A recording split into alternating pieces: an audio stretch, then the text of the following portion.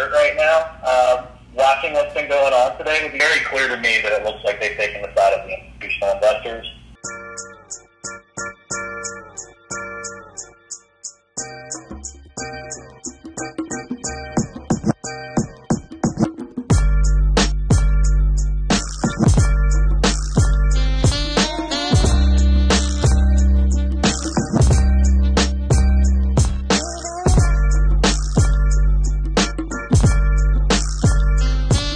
So you just heard Merrill on this call said they're taking the side of the institutional investors over the client. Now that's an admission. And in this tape, we hear our source talking to Anthony Daniels of Merrill Lynch, a division of Bank of America. Our source, who recorded this call, has been informed that Merrill intends to sell a portion of shares of a stock they had purchased recently. So with the additional concentrated position, when he called around 5:30, they were selling a margin call of $57,904. They can either liquidate shares to bring it back up within the acceptable margin requirement, or if you wanted to transfer in funds to support the margin on that holding, you have that ability as well. But because you're so concentrated in that position, they increase the requirement, and you have the option to either liquidate or bring in funds in that amount, or they may liquidate for you to reduce the risk in the account. In order to help us understand all of this, we have a special guest here today at Project Veritas, the famous stockbroker Jay Ogeko. Jay, take it away. Let me explain how these things called margin accounts work. Our source, well, your source, has what's called a margin account with Merrill Lynch at Bank of America, an account where Merrill loans the investor the money to buy securities. On the day of the call, the market was extremely volatile. GameStop, AMC, and other stocks exploded in value, which caused huge problems for Wall Street. Individual investors had banded together and saw an opportunity to put the big boys on their heels. Yeah, they bought these stocks, GameStop, AMC, and others, knowing that the big firms on Wall Street had already bet that their stocks were going to fall in price, not rise. Because of the buying surge, those stocks rocketed up. The big firms were in trouble, potentially losing tens of billions of dollars on their bets. They circled the wagons. Your source, the small investor, believes Merrill Lynch at Bank of America was changing the rules with him to help their buddies on Wall Street like me. Merrill is telling their source to sell some of his stock. Now, tell me the truth. You guys know that this stock is going to go up, and you want me to sell my shares to put some liquidity into the market, don't you? You know that's what's going on. Now, between you and I as a trader, you know that this is what's going on, right? And I know that you're smiling right now, but this is what's going on. And you guys. Yeah, I mean, if I take the Merrill name badge off of my shirt right now. Watching what's been going on today with these type of stocks has been frustrating. Seeing that they've stopped opening orders, allowed the hedge funds to close those short positions. It's very clear to me that it looks like they've taken the side of the institutional investors. The official response we're having, we're doing all of this to mitigate risk. Now, the institutional investors are the big banks and hedge funds. Now, last week, because of the GameStop phenomenon, the big banks and hedge funds were in trouble. By Merrill, Bank of America, forcing individuals like our source to sell their stocks puts liquidity back in the market, helping the fat cats like me and my friends on Wall Street. Volatility on these stocks has been out of control. Now I'm a little bit in the dark. I'm just getting, updates on what we're allowing and when we are. I'm not getting reasons as to why.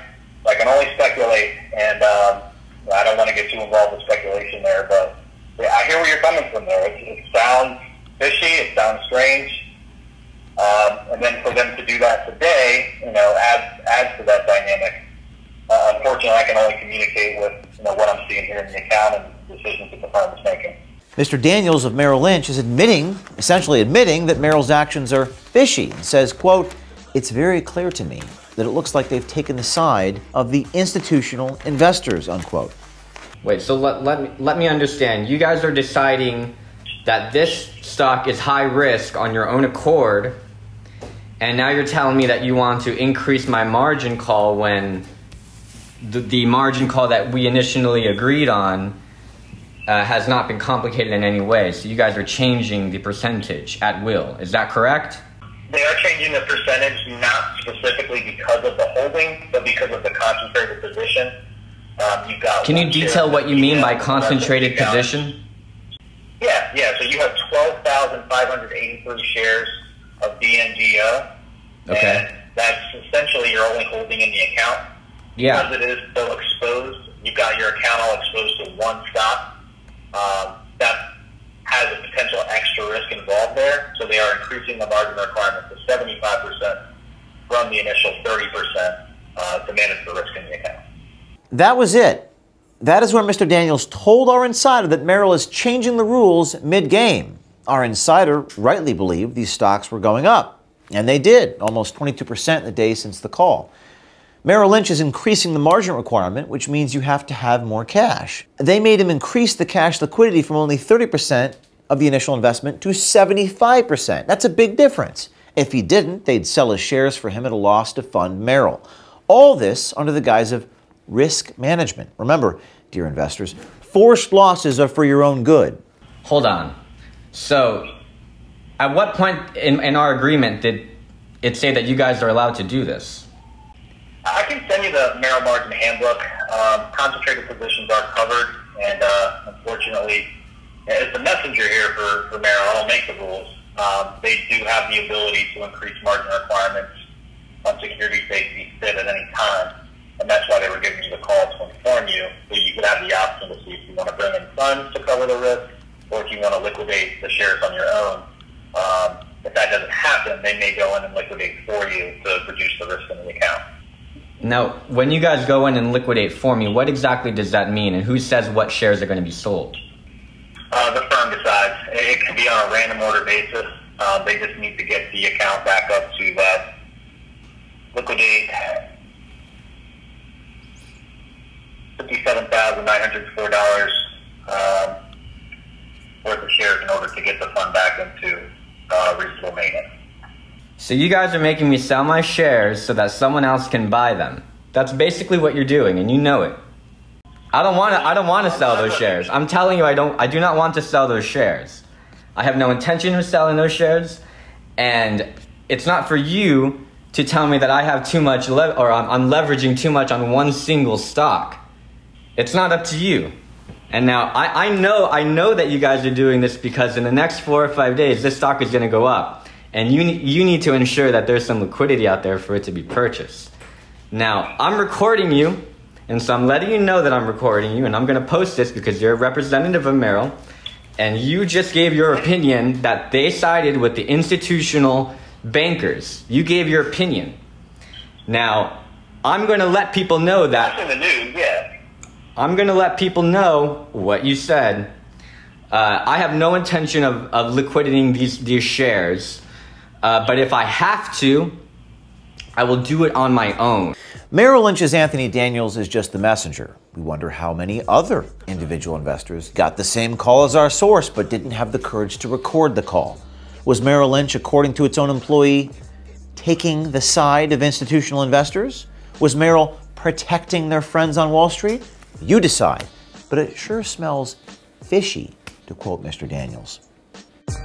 It's the money.